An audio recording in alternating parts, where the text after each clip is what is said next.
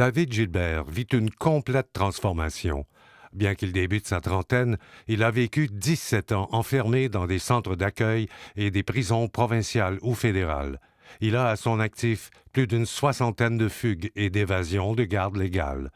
Aujourd'hui libre, il désire plus que tout faire le bien autour de lui. Voici l'extraordinaire histoire de David Gilbert. Je suis né à Chicoutimi le 25 février 1994. J'ai grandi mon enfance avec une famille recomposée, avec un père que j'ai appris qui était pas mon père à l'âge de mes 7 ans, je crois. Par la suite, j'ai vécu beaucoup de déménagements dans mon enfance, donc j'étais toujours obligé de faire ma place dans les écoles. Parfois, ça en venait au coup. Je faisais du sport, je jouais au hockey.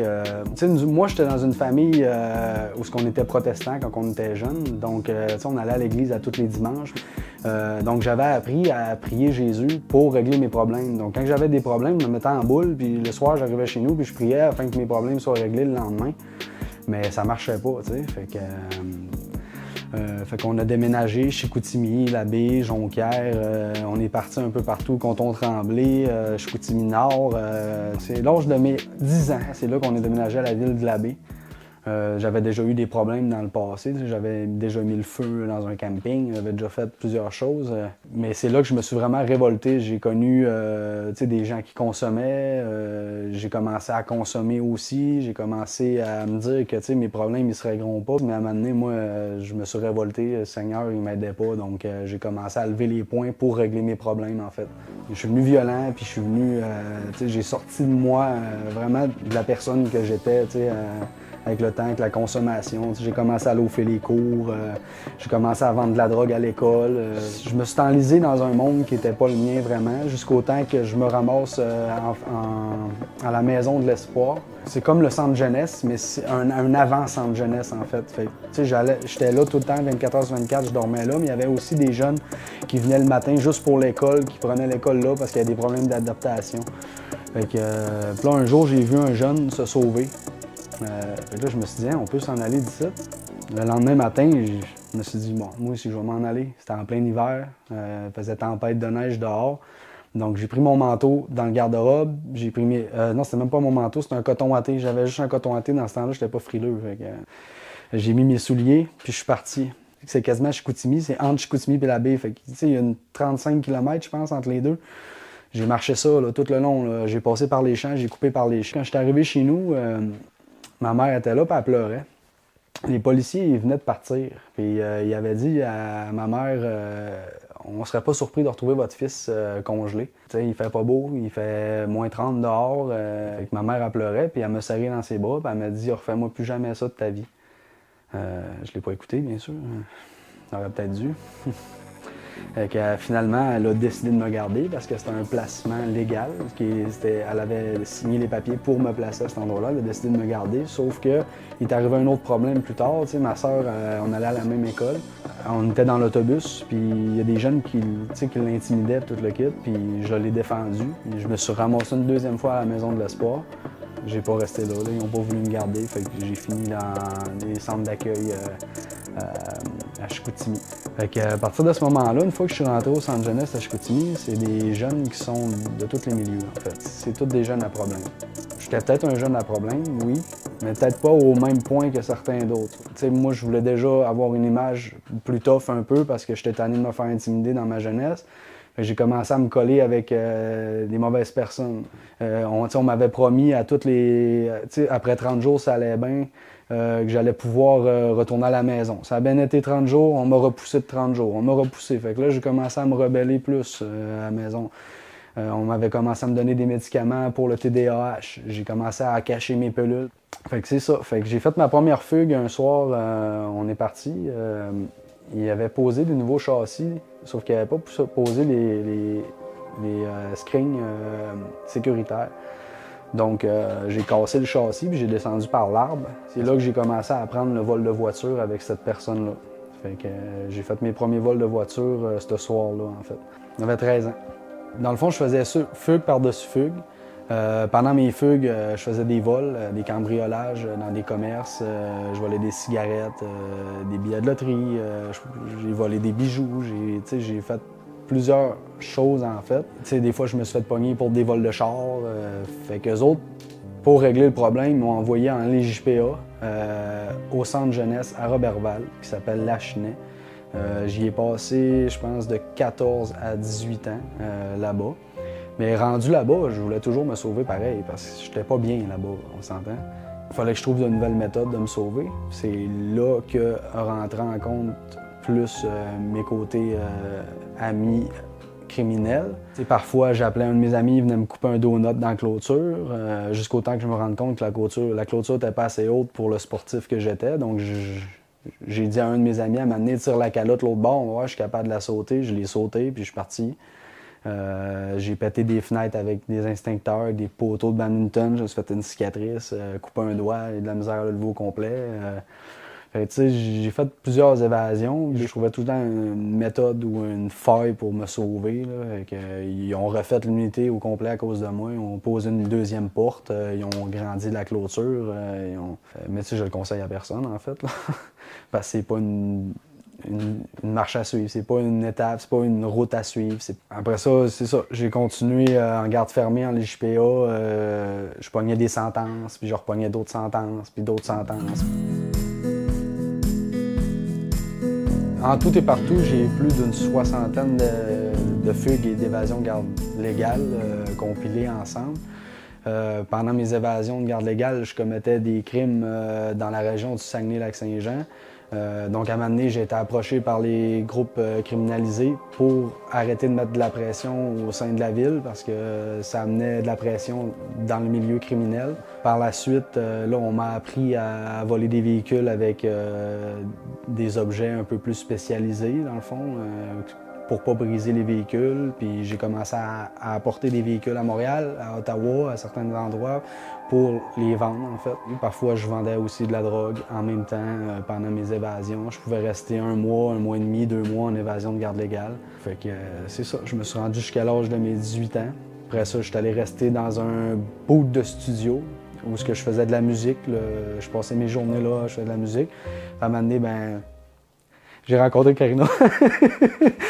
Ouais. Dans ce temps-là, je faisais encore des petits coups de temps en temps. J'étais dans le bout de studio, je venais de sortir du centre jeunesse. J'avais pas lâché encore le côté criminel en moi. C'est ça, mais j'ai rencontré Karina. J'ai commencé à voir sa fille, puis je commençais à aller à la maison chez elle. On a eu une relation pendant un bout. J'ai élevé sa petite fille pendant un certain temps. Elle m'appelait papa, puis je trouvais ça bien cute. Fait que... Donc, j'ai passé des super beaux moments avec Karina à l'époque, jusqu'au temps qu'on se sépare, qu'elle déménage à Québec. Là, j'ai un petit peu rechuté un peu dans les anciennes habitudes. Je me suis retrouvé ailleurs un peu, mais finalement, j'ai décidé de prendre une job j'étais prospecteur en recherche minière. Fait que je suis parti dans le Nord, puis à un moment donné, je reçois un texto de Karina, puis elle me demande si j'aimerais ça la voir à Québec. Ouais, mais que je revienne de travailler, je vais monter. Après ma job, je suis parti avec mon pack-sac. Il n'y avait pas de véhicule à cette époque-là encore. J'ai passé, je pense, la fin de semaine avec elle. Puis je suis descendu au Saguenay pour faire 2 semaines de travail. Puis finalement, on m'a demandé si je voulais m'en venir dans le coin de Québec. Là, je redéménageais à la maison. Sauf qu'au début, c'était plus rough un peu. J'ai plus de job. Un mois a passé, plus de travail. Fait que j'ai appelé un de mes contacts. J'ai demandé de me porter une livre de potes, puis je l'ai caché. Je sais que Karina, elle aimait pas ça, ces affaires-là. Avec un enfant aussi à la maison, je comprends. Puis à un moment donné, là, je me suis trouvé une job par la suite. Je travaillais dans un Subway. Fait que je m'en allais à pied tous les matins. J'allais au Subway travailler, puis je revenais le soir. Puis en passant, j'allais porter Laetitia en poussette, je la poussais jusqu'à la garderie, j'allais la porter, puis je revenais le soir. Puis elle m'a amené un soir, j'étais arrivé, puis Karina m'attendait. Là, je l'ai vu dans sa face qu'il y avait quelque chose qui allait pas. Là, je me suis pensé tout de suite à la livre de potes. Je me suis dit, elle l'a trouvé. Là, elle a dit, tu sais, c'est pas correct, non. Fait que j'ai pris la livre de potes. Je l'ai débouché, puis j'ai ouvert le banc de toilette, puis je l'ai flushé à grandeur. Puis je l'ai regardé, j'ai dit, gars, tu veux-tu te défâcher? J'ai flushé le problème, tu sais. Il est plus là. Il est parti, défâche-toi. Mais j'avais un peu pas respecté ses valeurs, donc ça a mal viré. Fait que j'ai quitté, je suis parti avec mon pack-sac. Là, je suis rendu pas loin de mes 19 ans, en fait. Bon, un peu après mes 19 ans, je pense. Ouais. Fait que je suis reparti à Jonquière. J'ai rencontré une fille de substitution à ma relation, en fait, une fille à problème. J'ai commencé à travailler dans une ferme laitière. C'était tout le temps des problèmes à consommer, elle, fait que j'ai recommencé à consommer aussi, drogue, tout le kit. À un moment donné, un soir, j'étais arrivé, elle pensait que j'avais couché avec une de mes ex qui restait pas loin, elle avait tout cassé dans l'appartement. J'étais tanné, j'étais écœuré des problèmes, fait que j'ai pogné un 12, puis je me suis sensiblement tombé, je regardais le vide, puis je me disais, j'étais écœuré, c'est assez, je n'ai assez fait, je n'ai assez vu, je veux plus de cette vie-là, puis tout le gars. Puis c'était à la fête de deux jeunes que je connaissais, qui avaient 16 et 17 ans. Puis là, ça a cogné à la porte. Puis je me suis comme réveillé, tu sais, j'étais un peu sous aussi, là. Puis là, il me parlait qu'il voulait aller faire comme moi, puis qu'il voulait aller faire un coup, puis tout le kit. Puis il voulait voler le char à leur père pour y aller. Puis j'ai dit non, vous n'allez pas faire ça, c'est pas correct, faites pas ça, puis tout le kit. Puis on s'est ramassé là-bas. Moi, j'ai décidé de prendre mon véhicule que j'avais, sans permis de conduire, bien sûr. J'avais un véhicule. Puis on s'est ramassé là-bas, puis j'ai dit, écoutez, moi, je veux rien savoir des problèmes, je vais rester dans l'auto, je veux même pas y aller, parce que je veux plus me rembarquer là-dedans. Ils sont allés commettre le vol qualifié à main armée dans un dépanneur. Le tiroir-caisse, des billets de loterie, puis je sais pas d'autres qui avaient pris d'autres affaires. Ils ont balancé une arme en sortant. Après ça, on a fait une tournée, on s'est promené. Je suis parti à Tadoussac. Puis il y a une escouade qui est débarquée. J'étais avec ma copine de l'époque qui avait des enfants aussi. L'escouade a débarqué dans un hôtel sur la route lequel j'avais arrêté. Ils ont ouvert la porte. Ils ont cogné à la porte. C'est le petit qui a ouvert la porte. Ils ont pointé les armes sur le petit. Donc j'ai donné un coup de pied dans la porte. J'ai fermé la porte. Puis là, j'ai dit, rangez vos armes. Je vais sortir. Je suis pas armé. Je suis pas dangereux. Je vais sortir. Ils ont dit, OK, on va te faire confiance. Je regardais par le petit trou pour voir s'ils avaient rangé leurs armes. J'ai ouvert la porte, puis je suis sorti, puis ils m'ont menotté, puis je suis parti. Puis là, j'ai fait 1 mois, 2 mois en prévention avant de passer à la cour. On arrive en prison, on veut s'en sortir, on veut pas rester là pareil, sauf que quand j'ai su que les 2 jeunes étaient rendus en centre jeunesse, j'ai dit que j'allais plaider coupable, mais qu'ils laissaient les jeunes tranquilles. Donc, j'ai plaidé coupable à une sentence de 4 ans. Fait que je suis parti au pénitencier. C'était plus au provincial, c'était rendu des prisons fédérales. Donc, je suis arrivé à l'établissement de Coandeville au début de ma sentence. Il y a eu une tentative de meurtre sur un co-détenu dans une salle de bain quelques mois après mon arrivée. On l'avait assommé avec une barre d'entraînement à la tête. Puis sur les caméras de surveillance, on voit pas qu'est-ce qui s'est passé à l'intérieur, sauf qu'on me voit sortir pas longtemps après, ainsi que d'autres personnes. Donc, ils m'ont posé des questions, ils m'ont dit si tu veux pas nous parler, on t'en va d'Onacona. J'ai passé proche de parler. J'ai passé proche de le dire, je voulais pas me ramasser. Je savais un peu, je connaissais pas d'Onacona, mais je savais un peu qu'est-ce que c'était pareil parce qu'on entendait parler depuis quelques mois que j'étais arrivé. Fait que finalement, j'ai décidé de pas parler, puis le transfert est arrivé 2 jours plus tard. Donc, fait que là, en arrivant d'Onacona, on m'a mis en isolement pendant quelques semaines. Le temps de trouver une population compatible. Donc, il évalue ton profil, voir si tu as un risque pour ta sécurité, pour ta vie au sein de l'établissement, si tu t'en vas dans un secteur. On m'a envoyé dans le secteur de triage. Puis à partir du secteur de triage, le président du comité de la place est venu me rencontrer. Puis il m'a demandé si je voulais aller trouver les groupes criminalisés de motards dans leur wing, que c'était une wing tranquille, puis que j'allais pouvoir continuer mon chiffre à partir de là. J'ai passé proche de mourir 2 fois avant de me ramasser là. Ben, ça prend 1 semaine ou 2 avant que les papiers se fassent avec la direction de l'établissement. Finalement, je m'en suis bien sauvé. Fait que, on m'a transféré après ça dans wing des groupes criminalisés, puis mon chiffre s'est passé, ça a super bien été. J'ai repogné du temps supplémentaire quelques mois avant la fin de mon chiffre pour des fraudes qui sont sorties plus tard. Je pense que j'étais un 8 mois supplémentaire, donc je me ramassais à une sentence de 4 ans et 8 mois. J'ai tombé comme président du comité dans le 240 à Donnacona pendant presque 8 mois de temps avant de sortir. Fait que, c'est moi qui accueillais les nouveaux, qui plaçais dans les wings. C'est moi qui faisais les soupers champêtres pour Noël avec les familles. Fait que je suis sorti dehors, puis j'ai commencé ma libération conditionnelle dans une transition à Roberval. À ma sortie de prison, j'étais rendu à l'âge d'environ de 24 ans, à peu près. J'étais en libération conditionnelle dans une maison de transition à Roberval. J'ai recommencé à faire de la musique parce que ça avait toujours fait partie de ma vie, en fait, la musique. Ça m'a aidé souvent. Même j'écrivais des textes à l'intérieur. J'ai toujours écrit, j'ai toujours aimé les poèmes. Puis j'ai été approché par un agent d'artiste. Fait que j'ai eu l'idée de faire des conférences musicales, puisque c'est un ancien DG des commissions scolaires. Donc, il pouvait m'aider vers ce sens-là. Puis moi, j'ai toujours voulu aider dans la vie, donc je me suis dit que ça pourrait peut-être toucher des jeunes. J'ai fait des conférences dans les écoles secondaires. J'ai été remonté la journée de ma fête, le 25 février 2017, 25 février 2017, j'ai été remonté. J'ai refait pour soupçon de consommation. J'ai refait quelques mois à l'intérieur des murs. Quand je suis ressorti, il me restait peut-être 6-7 mois avant la fin de mon mandat fédéral. J'ai travaillé dans un hôtel à Roberval. J'aimais bien ça. Je faisais du service, je faisais des salles de spectacle pour les premiers ministres, les maires, les compagnies. J'ai fini mon terme, sauf qu'avant de finir mon terme, j'avais commencé à rencontrer une fille encore. Une fille à problème. TPL, j'ai appris en déménageant chez eux, j'ai appris qu'elle sortait de prison, j'ai commencé à voir qu'elle consommait, j'ai commencé à... Fait que tranquillement, mais j'étais sorti aussi avec une mentalité de... oui, je voulais aider, mais j'avais la mentalité du gars qui connaît tout. J'avais vu ce que tout le monde n'avait jamais vu dans leur vie, fait que j'étais au-dessus un peu de tout le monde. Fait que je me suis réalisé tranquillement dans la consommation avec cette mentalité-là encore. Et finalement, un soir, j'étais sous, j'étais gelé, puis j'ai pas trop souvenir de ce qui s'est passé. Puis je suis rentré pour un vol qualifié dans un dépanneur pour ma deuxième fois. Donc, je m'étais promis de jamais refaire ça, mais j'ai jamais compris pourquoi c'est arrivé. J'ai pas de souvenir de cette soirée-là, pas en tout. Puis cette sentence-là m'a coûté 9 ans de ma vie. Complète. Fait que 9 ans de ma vie, mais avant de pogner mon 9 ans, j'ai fait 2 ans de provincial.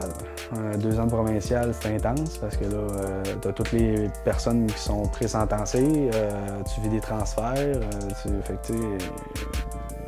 je roulais en dedans des murs, puis je faisais des choses qu'on n'avait pas le droit de faire en prison, puis je consommais en prison, puis c'est tout pour m'évader de là dans ma tête parce que là, je pouvais plus m'évader. C'est rendu impossible en prison. Ça te prend un hélicoptère de venir te chercher. Là. Fait que j'ai pogné ma sentence de 9 ans. Après avoir pogné ma sentence de 9 ans, moi et mon trébal, on m'a envoyé du provincial au fédéral. Là, on m'envoie à Saint-Anne-des-Plaines. C'est un endroit où on trie les détenus selon le code de sécurité, qui est soit minimum, médium ou maximum. À ce moment-là, ça faisait peut-être quelques semaines que j'étais arrivé. On me demande d'aller au bureau. Mon AEC est là, puis elle parle pas quand je rentre. Je m'assis, elle me demande si ça va bien, si tout est beau ici. J'ai dit, c'est quoi qui se passe? Y a-t-il quelque chose qui se passe? Là, c'est là qu'elle me dit que ma mère a fait un accident d'auto, qu'elle est décédée sur le coup. À partir de ce moment-là, j'ai perdu la tête, j'ai perdu la carte. J'ai de la misère à me souvenir de tout ce qui s'est passé dans peut-être les 2-3 dernières années qui ont suivi après ça, en fait.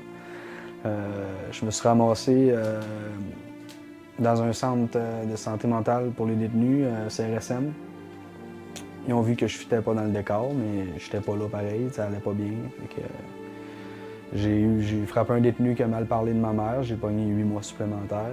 Après ça, on m'a transféré encore une fois en maximum, un établissement maximum suite aux gestes que j'avais fait. Rendu au maximum, je suis parti sur la ségrégation qui est 23 heures sur 24 en cellule parce que je voulais plus m'intégrer avec les autres. Je me disais que cette vie-là, elle servait à rien. Je revoyais tout ce que j'avais perdu, toutes les belles époques, les beaux moments, les beaux souvenirs que j'aurais pu construire avec ma mère. J'en ai perdu beaucoup à cause de mes gestes passés, à cause de mes choix, à cause de la mauvaise vie, les mauvaises choses que j'ai faites dans ma vie. Après ça, passé ces 11 mois-là en ségrégation. Il m'a transféré dans un autre pénitencier à ma demande parce que je voulais pas intégrer Donnacona. Fait que là, eux autres, il fallait qu'ils me trouvent une place. Fait que j'ai accepté d'aller à Port-Cartier. Ce qui était quand même assez difficile parce que j'avais quand même le côté fierpette dans l'histoire de je suis pas une protect. Puis Port-Cartier, c'est considéré comme un établissement de protection à sécurité maximum. Fait que j'ai décidé d'y aller quand même. Arrivé là-bas, le système a déjà commencé à me prendre un petit peu plus en charge. J'ai eu un suivi pendant 1 an avec une travailleuse sociale. Ils ont vu que je m'isolais beaucoup dans ma cellule. Je voulais pas me mélanger aux autres détenus et tout. Mon comportement était rendu exemplaire à l'intérieur des murs, puis ça a été reconnu par les libérations conditionnelles du Canada. Donc on m'a sorti quelques mois après mon tiers, en fait. Je suis sorti le 5 juin 2023. Je suis arrivé dehors. Puis là, je me suis remis dans la tête tous les moments que j'ai perdus avec ma mère. C'est là que j'ai commencé à vraiment... Tu sais, je l'avais réalisé pareil, mais je le réalisais pas, ben j'étais pas là. J'avais pas pu assister aux funérailles, j'avais pas pu assister à rien, j'avais pas vu grand-chose, tu sais. En sortant dehors, la première idée que j'ai eue, c'était d'appeler ma mère. Mais elle était pas là. J'ai pris l'autobus, je suis descendu jusqu'à la transition à Québec. Je suis là depuis 1 an, présentement. Ça fait 1 an, j'ai fini. C'est terminé maintenant. Ah, c'est vrai, j'ai oublié une étape.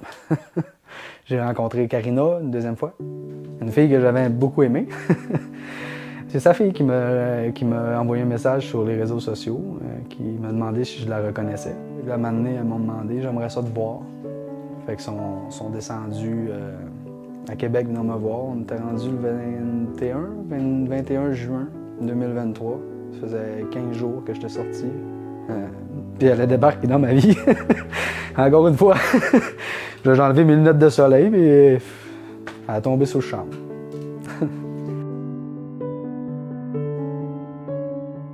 J'ai fait 1 an en transition. Je travaillais à tous les jours. J'ai fait 2 jobs différents. Mais j'ai travaillé tout le long, j'ai travaillé sur moi. On a vu que j'ai fait beaucoup de changements, puis j'ai beaucoup changé, tout le monde me le dit, j'ai plus la même mentalité. Fait qu'aujourd'hui, j'ai terminé avec la transition. Je suis rendu chez moi. Tu sais, en sortant de prison après autant d'années, on regarde l'extérieur, puis chaque petite chose nous émerveille. Pour vrai, je conseille à personne de tomber dans le crime, dans le milieu criminel.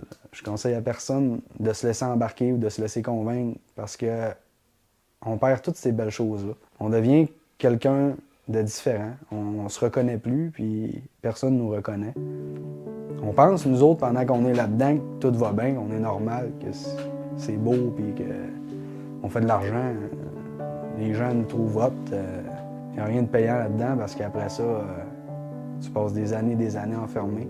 Au total, j'ai fait 17 ans enfermé depuis l'âge de mes 11 ans.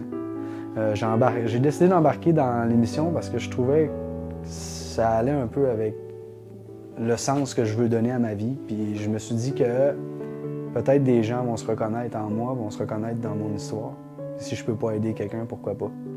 David Gilbert réalise des vidéos de rap sur les réseaux sociaux composées de paroles pour aider les jeunes. Son expérience fait de lui une personne qui évolue dans une belle sagesse. Sa volonté d'obtenir des jours meilleurs dans la paix et le bonheur est sûrement un gage de succès pour son avenir prometteur. C'est ça la vie.